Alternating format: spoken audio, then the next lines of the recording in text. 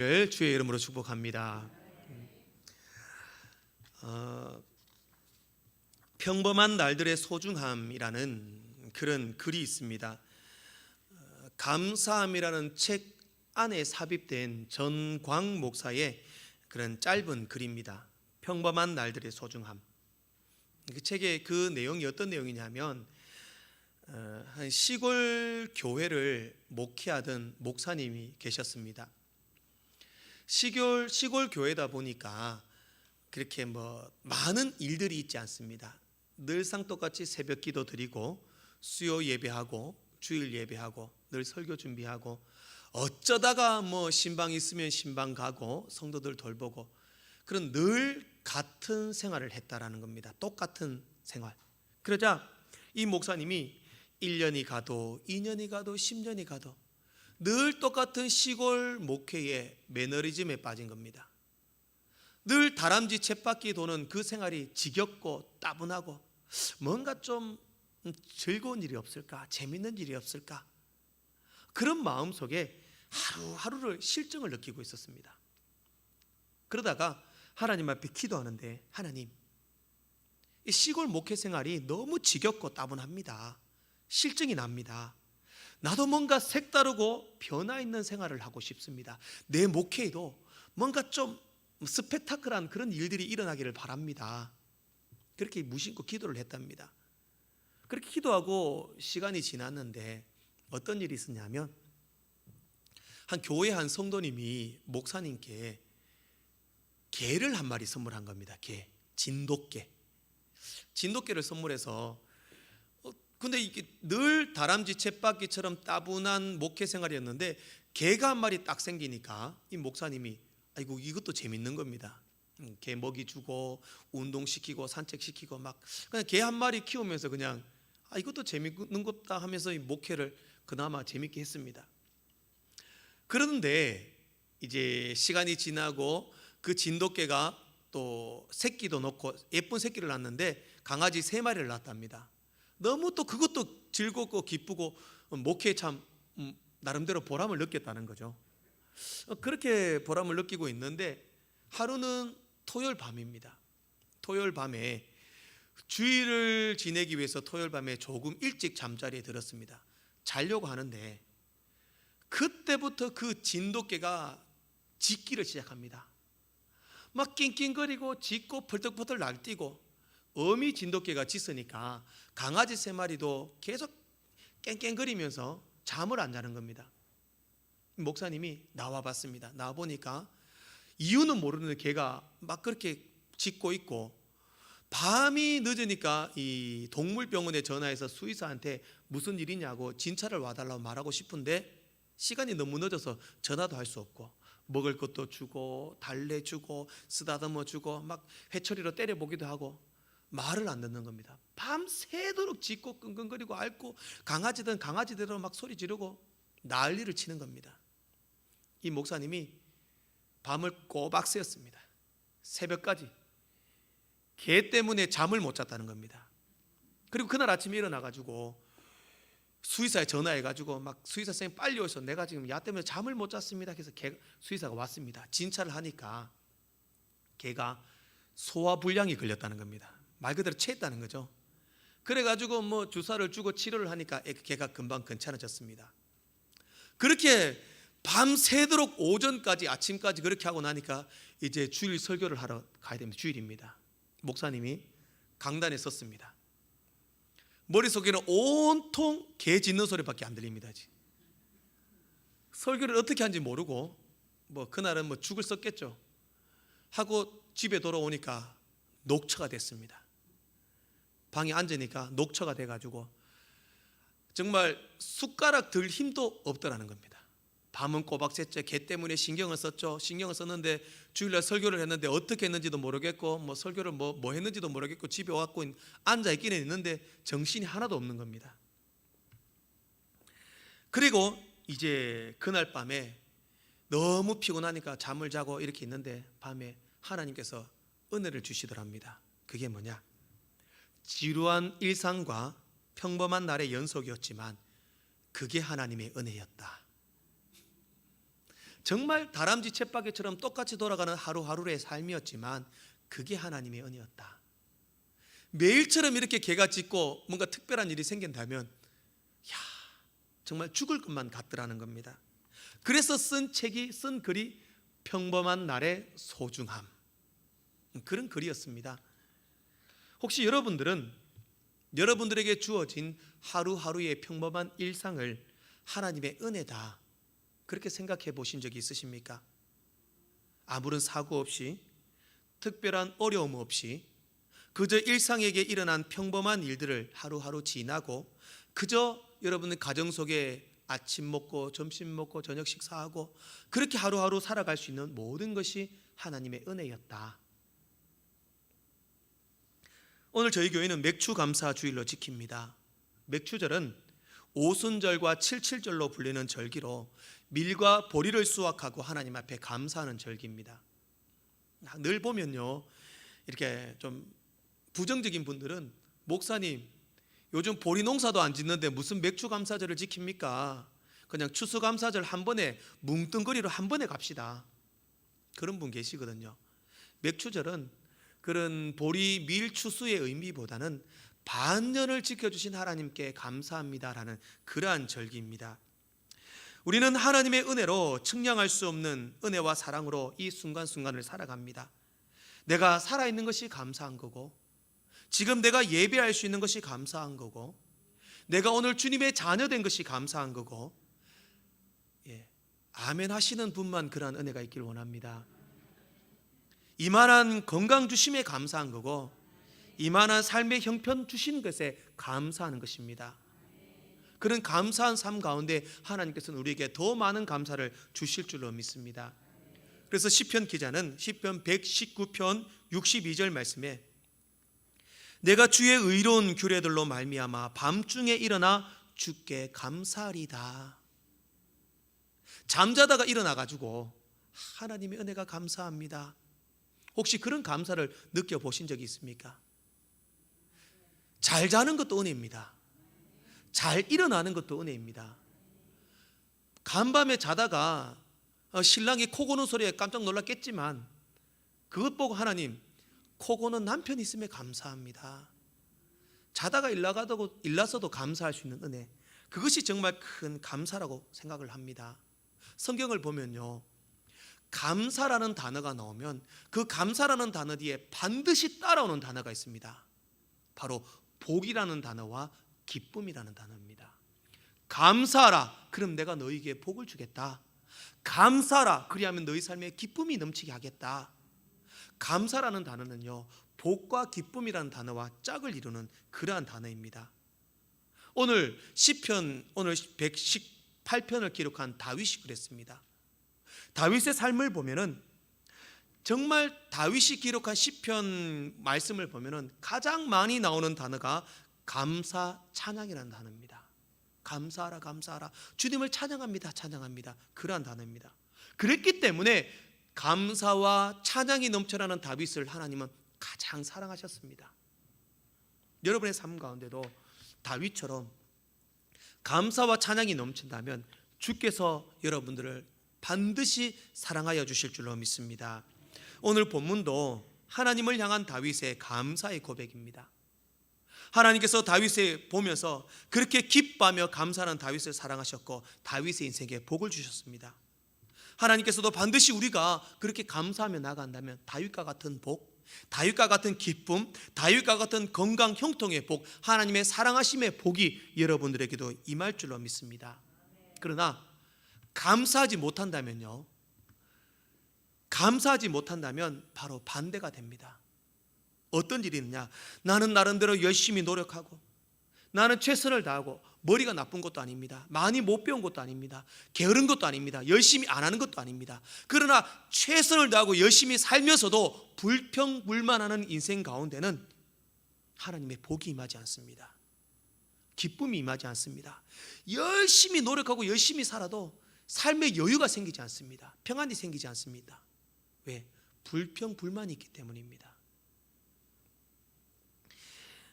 그래서 시편 77편 3절 말씀에 보면 이렇게 말씀합니다.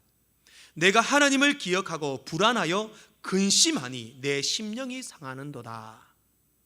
불안하여 근심한다는 이 문장의 원문을 보면요, 불안한다, 근심한다, 이게 어떤 말이냐면 하나님께 원망한다, 이런 뜻을 가지고 있습니다. 그러면 하나님께 원망하니까 내 심령이 상했다. 반대입니다. 감사하면 기쁨이 넘치고 하나님의 복이 임합니다. 불평불만하면 내 심령이 상한다, 이렇게 말씀합니다. 이렇게 감사에 대해서 연구하고 있는 레일 로버슨이라는 박사가 있습니다. 이 레일 로버슨이라는 박사가 쓴 책에 보면요, 이 감사에 대한 내용들이 나오는데 뭐라고 말하냐면, 문제가 많기 때문에 불평하는 것이 아니다, 불평하기 때문에 문제가 생기는 것이다. 그렇죠.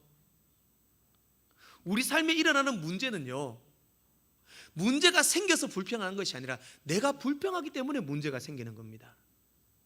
그래서 이 레일 로버슨이 뭐라고 말을 하냐면, 당신의 입에서 6주만 불평과 원망을 떠나보내라. 그것만으로도 당신은 놀라운 기적을 경험하게 될 것이다. 나중에 제가 우리 성수훈련 지금 하고 있는데요, 성수훈련하면 감사훈련 할 거거든요. 감사훈련하면 여러분들에게 팔찌를 하나 나눠줄 거예요. 팔찌를 나눠주면 불평하면 이 팔찌를 다른 쪽으로 옮기는 거예요. 또 불평하면 옮기는 거예요. 하루에 몇 번 옮기는 거 한번 보라는 거죠. 의외로 우리 삶에 불평불만이 많습니다. 그런데 이 레일 로버슨은 그 불평불만만 떠나보내봐라, 6주만이라도. 왜 6주인지는 모르겠습니다. 그러면 너희 삶에 기적이 일어날 거다, 그렇게 말씀하고 있습니다. 그리고 이 레일 로버슨이 연구한 연구에 따르면 사람이 불평불만하지 않고 감사할 때 몸속에 이 다이돌핀이라는 성분이 이렇게 생겨난대요. 다이돌핀 안 들어보셨죠? 못 들어보셨죠? 혹시 그 엔돌핀 들어보셨습니까? 엔돌핀은 사람이 기쁘거나 웃거나 즐거울 때 생기는 겁니다. 엔돌핀이 얼마의 효과가 있냐면 사람의 통증을 줄여드는 마약 성분 있지 않습니까? 마약 성분의 10배라고 그럽니다, 엔돌핀이. 그래서 많이 웃으면 엔돌핀이 분비돼서 젊어진다고 하죠. 건강해진다고 하잖아요, 그죠? 근데 이 다이돌핀은 엔돌핀의 4000배라고 합니다. 그래서 제가 오래 살고 싶습니까? 오래 살고 싶습니까? 저는 굵고 짧게 저는 살려고 합니다. 굵고 짧게 저는 한 120살까지만 살려고 하는데, 오래 살려고 하면은 감사하십시오. 맨날 운동하고 막 헬스하고 뭐 얼굴 조 땡기고 늘리고 막 펴고 주름살 펴고 막 이런 것보다도 많이 감사하면 다이돌핀이 분비돼서 건강해집니다. 오래 삽니다. 말 그대로 불평불만하면 내 심령이 상하도다, 내 심령이 상한다, 그렇게 말씀하고 있습니다. 결국에는 우리가 예수 믿고 신앙생활 하는 것도 내가 주님과 함께 행복하고 평안한 삶을 살기 위한 삶입니다. 정말 내가 주님 앞에 기뻐하며 감사하며 살아도 짧은 인생인데 왜 불평불만합니까? 불평불만하면 누구 손해입니까? 자기 손해입니다. 내 심령이 상하는도다. 내 얼굴에 주름살 생기고 인상 써지고 건강 해칩니다. 스트레스 받습니다. 감사하십시오. 감사하면 오래 삽니다. 건강해집니다. 여러분들의 삶들 속에서 감사와 기쁨이 넘쳐날 때에 반드시 하나님께서 복으로 채우실 줄 믿습니다. 잉글랜드 작가였던 아이작 월트는 하나님께로 가려면 2가지 주소가 있어야 된다, 이렇게 말합니다. 주소 뭐냐? 하나님을 만나기 위한 주소가 2가지가 있답니다. 첫 번째 주소는 바로 천국이라는 거죠. 천국에 가면 하나님을 만난다는 겁니다. 2번째 주소는 바로 감사하는 성도의 마음이다. 감사하는 성도는 하나님을 만나게 된다. 하나님을 만나는 주소입니다. 오늘 저는 맥주 감사주의를 맞이하면서 우리 모든 성도들도 하나님 앞에 감사하는 삶으로 모두가 주님을 만나고 건강하고 행복하고 정말 주님 평안이 넘치는 아름다운 복된 인생 되기를 축복합니다. 그러면 오늘 본문을 중심으로 우리가 어떻게 감사해야 하는지를 한 4가지로 한번 살펴보고 함께 은혜를 나누는 귀한 시간 되기를 소망합니다. 첫 번째로 우리는 구원과 사죄의 은총에 감사해야 합니다. 시편 103편 2절부터 4절 말씀에 보면은 내 영혼아 여호와를 송축하라. 그의 모든 은택을 잊지 말지어다. 그가 내 모든 죄악을 사하시며 내 모든 병을 고치시며 내 생명을 파멸해서 속량하시고 인자와 긍휼로 관을 씌우시며, 이렇게 말씀합니다. 지금 오늘 우리가 살아있는 것 자체가 하나님의 은혜입니다. 우리는 이미 죄로 인하여 죽었던 인생입니다. 죄로 인하여 지옥 형벌에 빠질 수밖에 없었던 인생이었습니다. 그러나 그 죽음에서 예수 그리스도의 십자가 보혈의 은혜로 영생으로 옮겼습니다. 지옥의 형벌에서 천국 백성 되었습니다. 이것이 가장 큰 은혜입니다.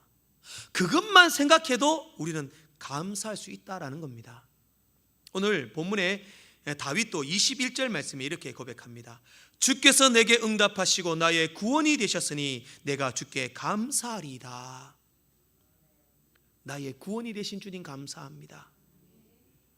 그것보다 더 큰 감사의 이유는 없습니다. 우리의 죄 때문에 예수님이 찔리셨습니다. 우리의 죄 때문에 예수님이 저주를 받으셨고 채찍에 맞으셨고 십자가에 달려 죽으셨습니다. 또 예수님의 죽으심으로 인하여 내가 죄사함 받았습니다. 우리가 저주를 받지 않게 되었습니다. 나음을 입었습니다. 영생을 얻었습니다. 천국을 상속받았습니다. 우리는 이 땅의 그 어떤 부귀와 영화와 성공보다 더 큰 은혜를 받았습니다. 주님이 우리의 죄를 사하셨고 우리는 영생의 천국에 소망하게 되었습니다. 그것만 해도 우리는 평생토록 감사해도 우리는 다함이 없을 겁니다. 힘든 일이 있고 짜증나는 일이 있고 불평이 나오면 그래, 예수님이 나를 구원하셨는데 감사하자. 이것도 감사하자. 그렇게 감사할 수 있는 여러분 되시길 바랍니다. 두 번째로는 하나님이 우리의 아버지심에 감사합니다. 본문 28절입니다. 주는 나의 하나님이시라. 내가 주께 감사하리이다. 주는 나의 하나님이시라. 내가 주를 높이리이다. 아멘. 하나님이 나의 하나님입니다. 하나님이 나의 아버지입니다. 그것만 해도 우리는 감사할 수 있습니다. 이 뿔이라는 소설을 지은 유명한 알렉스 헤일리라고 하는 분이 있는데요, 이분은 자기 사무실에 그림을 하나 걸어놨답니다. 날마다 오면, 사무실에 들어오면 그 그림을 보고 나갔다 오면 그 그림을 보고, 그림을 항상 그 그림 앞에 딱 섰다가 움직이는 거죠. 무조건 그 그림을 지날 때는 그림을 보고 움직인답니다. 그래서 그 그림이 어떤 그림이냐면 이렇게 담벼락이 있고요, 담벼락이 있고 담벼락 위에 거북이 한 마리가 올라가 있는 그림이에요. 저 그림이 무슨 의미일까? 그 직장 동료들이 그 알렉스 헬리에게 왜 당신은 매일마다 사무실에 들어오면 그 그림을 봅니까? 그리고 왜 그 그림 앞에 잠시 서서 그림을 묵상하고 있습니까? 묻습니다. 그래서 알리 헬리가 하는 말이 뭐냐 하면, 이 그림을 보면 자기가 느낀대요. 누군가 저 거북이를 저 담 위에 올려 나왔기 때문에 거북이가 저 위에 있지 않겠느냐. 나 인생도 똑같아. 나 정말 바닥에 있었고 나 정말 비참한 인생이었는데 지금 이 자리에 올려놓으신 분은 하나님이시야. 하나님이 내 아버지시기 때문에 나를 지금 있게 하셨고 내 모습을 있게 하셨고 지금까지 살게 하셨어. 그러니 나는 항상 저 그림을 볼 때마다 하나님이 내 아버지 되심과 나를 이 자리에 있게 해주신 하나님 앞에 감사해. 그러면서 그 그림을 보는 거야. 이렇게 말하는 겁니다. 오늘 우리의 모습을 있게 해주신 분이 하나님이십니다. 세상에 그 어떤 부자도 아니고 그 권력자도 아니고 능력자도 아니고 하나님, 오주 만물을 지으시고 창조하신 창조주 주인이신 하나님이 우리의 아버지십니다. 우리의 모습을 지금 있게 하시고 지금 이 모습대로 살게 하셨고 지금 형편대로 살게 하셨습니다. 그 하나님이 우리 하나님 아버지시기 때문에 기뻐하시고 감사하시기를 소망합니다. 좀 힘들고 좀 어려워도 여러 가지 형편이 만족지 못하여도 아버지, 하나님을 아버지라 부를 수 있지 않습니까? 아버지 하나님께 기도할 수 있지 않습니까? 기도하면 하나님 들어주시지 않습니까? 그것만으로도 감사하시는 여러분들 되시기를 바랍니다. 세 번째로는 우리의 주신 모든 것이 주님의 것이기 때문에 감사합니다. 여러분의 있는 것 모든 것 주님의 것이라고 확신하고 고백하십니까? 네, 아멘이 적었습니다. 시편 24편 1절 말씀에 보면요, 이렇게 말씀합니다. 땅과 거기에 충만한 것과 세계와 그 가운데 사는 자들은 다 여호와의 것이로다. 표준 성경을 보면요, 표준 세번역 성경을 보면 땅과 그 안에 가득 찬 모든 것 모두 다 주님의 것이다. 온 누리와 그 안에 살고 있는 모든 것도 주님의 것이다. 우리가 살고 있는 모든 것 주님의 것입니다. 특별히 그 안에 사는 우리들도 주님의 것이다 라는 말씀입니다. 나도 주님의 것, 내 안에 있는 것도 주님의 것, 내 삶에 있는 모든 것도 주의 것이다 라는 것입니다. 이것이 고백되고 이것이 믿어진다면 감사할 수 있습니다. 고린도전서 4장 7절 말씀에 내게 있는 것 중에 받지 아니한 것이 무엇이냐, 내가 받았은즉 어찌하여 받지 아니한 것 같이 자랑하느냐. 오늘 우리에게 있는 모든 것은 주께 받은 겁니다. 가장 먼저 목사님, 내가 열심히 일했습니다, 내가 열심히 돈 벌었습니다, 그래서 가졌습니다, 그렇게 생각하실 수도 있습니다.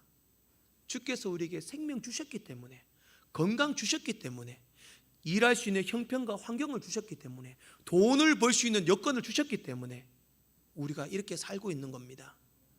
그것이 믿어지고 인정된다면 하나님께 감사할 수 있습니다. 우리에게 있는 모든 것 하나님의 것입니다. 그것을 우리에게 맡겨주셨기 때문에 우리는 감사할 수 있다는 겁니다. 대한민국 최초의 우주인인 이소연 박사가 있습니다. 이소연 씨가 최초로 우주선을 타고 우주여행을 갔던 대한민국 최초인입니다.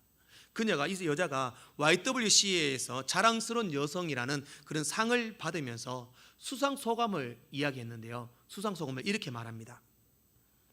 저는 지구에서 400km 떨어진 우주에서 지구를 보면서 하나님의 은혜에 정말 감사했습니다. 정말 지구는 놀랍도록 아름다웠습니다. 우리에게 지구를 허락하신 하나님께 감사했고 지구에 살 수 있게 해주신 하나님께 감사했습니다. 지금도 이 지구 땅에 발을 붙이고 숨 쉬고 살아갈 수 있는 것이 하나님의 놀라운 축복임을 깨달았습니다. 마찬가지입니다. 지구 밖에 가서 지구를 봐도 하나님이 주신 것에 너무 아름답고 감사했습니다. 그렇다면 이 안에 살고 있는 우리들은 못 느끼고 있다는 거죠. 감사하셔야 합니다. 우리가 살고 있는 모든 것은 주님이 주신 것입니다.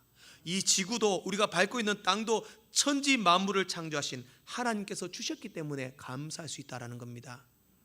사랑하는 성도 여러분, 우리 모든 것에 감사할 소망합니다. 가정도, 자녀도, 남편도, 아내도, 친척도, 건강도, 물질도, 직장도, 사업도 주님이 주셨음을 믿으시기 바랍니다. 지금도 평안히 지낼 수 있는 집을 하나님께서 주셨음을 감사할 수 있길 바랍니다. 오늘도 함께 할 수 있는 믿음의 공동체를 주심을 감사합니다.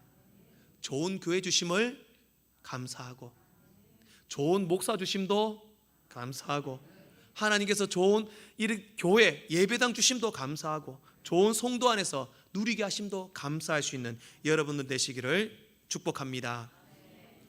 마지막 네 번째로, 모든 형편과 상황을 받아들이고 감사해야 합니다. 데살로니가전서 5장 18절 말씀에 보면은 범사에 감사해라. 범사는 모든 일에, 모든 환경에 감사해라. 모든 것에 감사하는 게 쉬울까요? 쉽지 않습니다. 그러나 그런 환경에서도 감사할 수 있어야 한다는 겁니다. 길가에 장미꽃을 보면 장미꽃이 너무 예뻐서 감사합니다. 그러나 그 장미꽃의 가시를 보면서도 감사할 수 있어야 한다는 겁니다. 내 환경에 좋은 일, 나쁜 일, 어렵고 힘든 일에도 감사할 수 있어야 합니다. 시골에 살던 한 성도가 정말 하나뿐인 딸을 지극정성으로 키웠습니다. 이 딸이 공부를 잘했겠습니까? 못했겠습니까? 잘했습니다. 너무 잘해가지고 대학을 어디로 갔느냐? 대학을 서울로 유학을 보냈습니다. 서울에서 어머니가 열심히 일하고 농사 지어가지고 학비를 대고 내 딸 서울에 있는 대학교 갔다. 이게 자랑거리였습니다. 너무 기뻤고 행복했습니다. 그런데 하루는 평소에 연락이 잘 없던 딸이 편지를 한 통 보낸 겁니다. 편지를 보냈는데 어머니는 너무 반가운 마음에 서울에 간 내 딸이 편지를 왔다 하면서 딱 편지를 읽습니다. 편지 내용을 제가 한번 읽어드릴게요. 한번 잘 들어보십시오. 사랑하는 엄마, 자주 편지 드리지 못해서 죄송합니다. 사실은 제가 급하게 길을 가다가 넘어져서 팔이 부러졌습니다. 팔이 부러져서 아직 치료도 못 받았는데 우리 기숙사에서, 학교 기숙사에서 불이 났지 뭐예요. 불이 나서 나도 너무 급한 나머지 기숙사 2층에서 뛰어내렸다가 다리도 부러졌습니다. 그런데 정말 운이 좋게도 기숙사 맞은편에 있던 주유소 점원이 우리 기숙사 불난 것을 보고 빨리 신고를 해줘서 119가 출동해 빨리 불을 끌 수 있었습니다. 저는 그 일 때문에 팔과 다리 치료 때문에 병원에 입원을 했습니다. 입원을 하고 치료도 받았습니다. 그런데 내가 병원에 입원해 있는 동안 아까 그 주유소 점원이 매일 제 병실에 병문안을 왔습니다. 그 주유소 친구 이름이 철민이입니다. 철민이는 저의 병문안을 오면서 저는 철민이와 가까워졌고 매우 친해졌습니다. 병원을 퇴원하고 이제 기숙사로 들어가려고 하는데 기숙사가 화재 때문에 수리를 한다고 해서 기숙사에 들어갈 수 없었습니다. 그래서 저는 철민이 집으로 들어갔습니다. 그래서 철민이와 동거를 시작했습니다. 철민이는 정말 착한 사람입니다. 저는 지금 철민이의 아이를 임신 중입니다. 철민이가 이혼 절차가 끝나는 대로 저는 철민이와 결혼할 예정입니다. 어머니, 자주 연락드리지 못해 죄송합니다. 바쁜 일 끝나면 철민이와 꼭 한번 내려가겠습니다. 건강하세요. 편지를 받았습니다. 마음이 어떻겠습니까? 감사할 수 있겠습니까? 당장이라도 서울 올라가서 머리끄댕이 잡고 끌고 내려와야 되겠다고 씩씩 코에 바람이 팍팍 내리면서 어머니가 막 짐 싸들고 서울 올라가려고 하겠죠, 그죠? 근데 편지가 그게 끝이 아니었습니다. 뒤에 추신이 붙었습니다. 추신. 그 내용도 읽어드리겠습니다. 추신. 엄마, 편지 내용에 많이 놀라셨죠? 사실 위에 적은 편지 내용은 모두 거짓말입니다. 그런데 제가 이번 학기에 2과목을 F학점 받았습니다. 엄마한테 미안해서 말할 수 없었는데 이렇게 용기 내서 말합니다. 그냥 이 소식에 감사하시고 어지간하면 넘어가 주세요. 감사하겠습니까? 안 하겠습니까?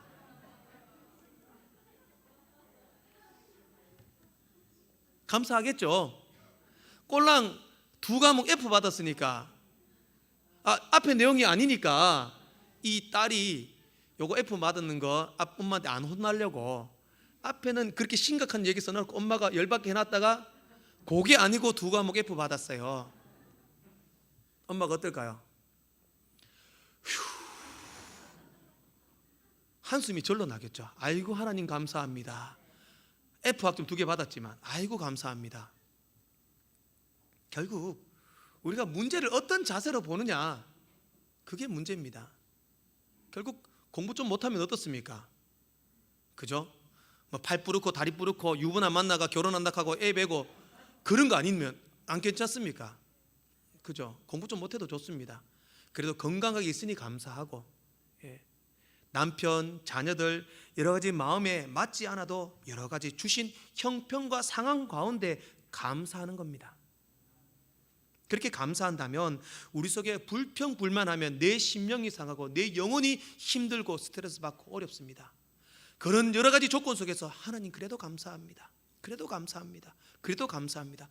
감사를 훈련하고 감사를 연습한다면 여러분은 모든 형편과 상황 속에서도 감사하게 되실 것입니다. 사랑하는 성도 여러분, 감사는 기적을 낳습니다. 감사는 성도의 기본 도리입니다. 우리에게 주어진 모든 것에 감사하는 맥주 감사주일이 되시기를